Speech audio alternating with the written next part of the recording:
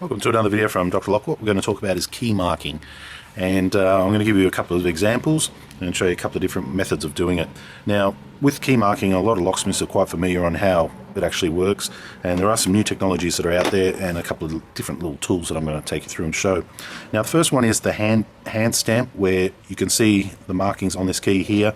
They're all done with hand stamps like this, where you'd get a hammer up behind it, you would pull out whichever one you want, put it on there, stamp it, and as you can see, it's a little bit crooked, and you really need a good hand and a good lining up to do it. These stamps here, they're not overly expensive, they're quite small to carry. You just hit them with a hammer. They are quite brittle as well, so probably safety goggles as well if you're doing quite a lot of them. Locksmiths are very familiar with them as far as key identification. So that's hand stamping there. Another hand stamper is this one in this prior box, which I'll show you afterwards. The next method is with a machine which is called a dot impact printer, where it gets a little dot and dot, and that makes quite a nice finish on it as well. If you can see that, I think my camera's not going to really let you see that. It's very fine, it's very small, and with either of these, once they get a bit of dirt in the actual grooves, they highlight the letters themselves. The next method after that is engraving, which we'll go over and we'll do in a second. I'm going to show you this prior stamping tool. So this was a few $100s. That's what it is. That's what it looks like.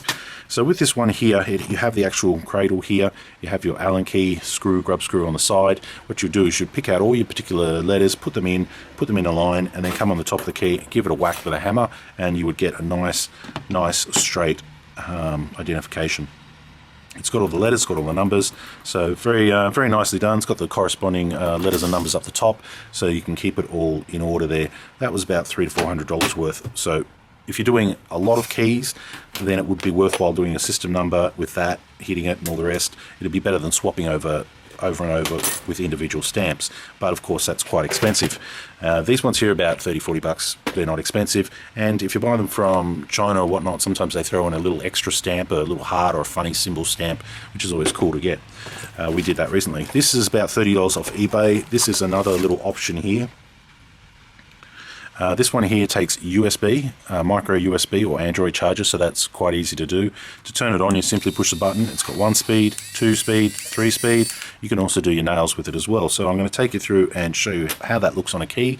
So that might be an option for you. Because it's such a small tool, you can clip it with one of those funny, probably 20mm U-shaped saddle clips, and you could stick that in the back of your van or anywhere you need to and quickly mark a restricted key. So it's not a bad option. It's faster than using the hand stamps, these ones here, and it does the job as well, and it doesn't cost you much. It comes with a little kit, all your little accessories you probably won't need. I've just put in a funny little round like tip on it there, nothing special. You push the button in and you find the lock-in position. As you rotate the collar here, or the collet, you back it off, give it a pull, replace your tip or put a new tip in, and then keep holding the button in, rotate it, turn it, and you're good to go. So I'm going to start it off now on 3rd speed, and I'm going to demonstrate it.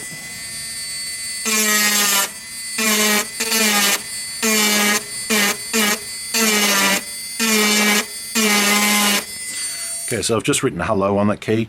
You can do a much nicer job than my handwriting. You can use different tips to do a nicer job as well. I've just used whatever's in it to give you the example, and that key by all rights is now marked. So that might be the quicker solution for you if you're needing to mark restricted keys in the back of your vehicle or on the fly. That might be an option for you to do. If you've come to a job and you've got one of your security key systems in and you find they've got a bent key, you've got to cut it, replace it, and you've got to mark it with the original markings, this little engraver might be the tool for you. So that's from eBay. Mini grinder set is what it's called, and it's got a whole heap of different languages there. But for what it is and the money it was, I kind of like the tool, and it will get you out of trouble when talking about marking keys. There's no need to go back to the shop just to mark a key. especially when you're talking about restricted security keys. Restricted security keys are always marked or engraved with system number and key number. That's just part of the way the systems work. The first top line is often the key number, second line would be what division, and third line will probably be what key number it is.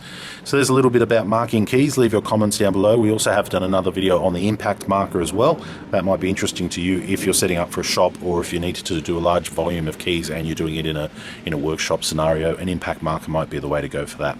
There is the Silka marker as well, which is 10 to 20 grand, very expensive. We use a prior marker. Yeah, watch that video. Like, share and subscribe, and thanks for watching.